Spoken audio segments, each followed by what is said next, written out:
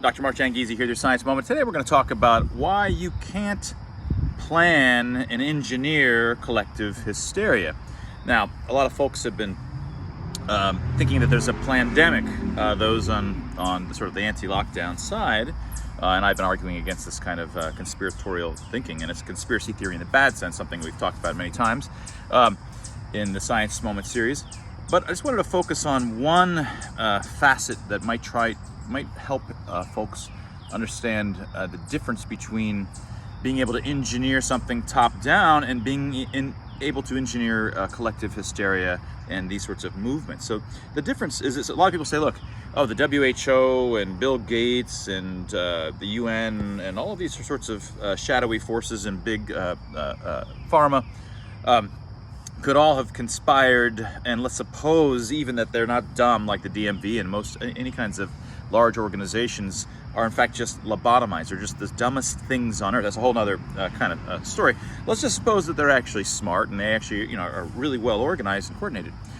So you might then imagine that they could then put their acolytes in various governments all over the world, and they, with top-down pressure, might be able to install laws, let's say, requiring masks or requiring vaccines in various kinds of places.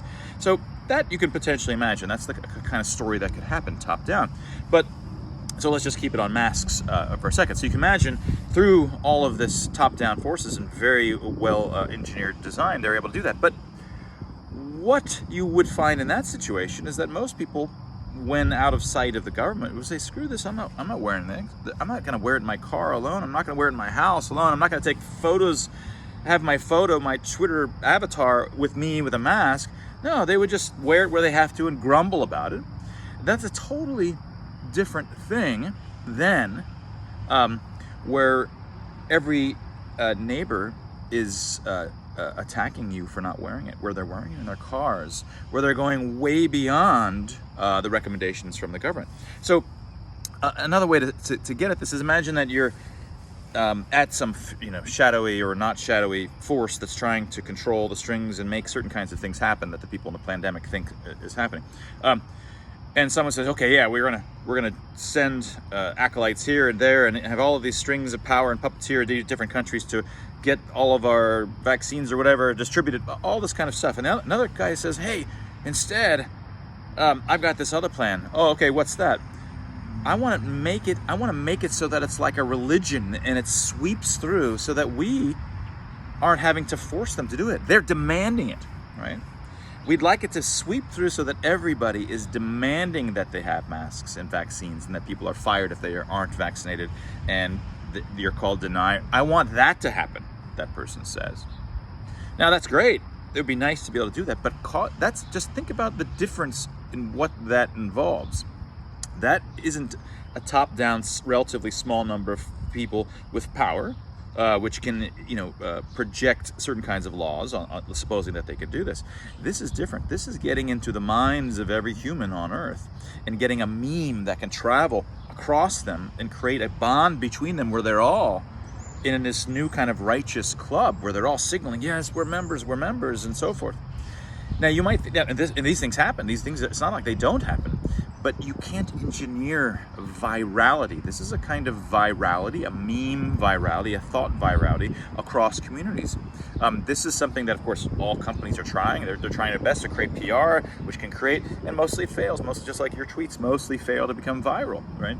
I mean, whatever your level of virality is, you've had this 1 out of 10,000 that was so big you can't believe. You want to achieve that again? No, you can't achieve that no matter how good your tweets are. It happens sometimes when you're least expecting. Getting that to happen, getting so that it becomes like a religion, a movement, a collective hysteria where the whole world is group thinking and bouncing and saying, yes, we'd like to do it, and they're all policing and snitching on one another, is not something you can engineer, just like you can't cause an avalanche. Avalanches per se happen when the ground is ready in certain kinds of things, and the person who causes it didn't really, you could attribute it to them. We've talked about this in an earlier Science Moment as well. So that's the difference. That's why no matter how powerful you claim these forces are, and that even if I believe that they were smart, totally different thing to top-down install and instantiate laws, or even with guns and go in and just force everybody to do it. Totally different than when your neighbors are demanding that they do more.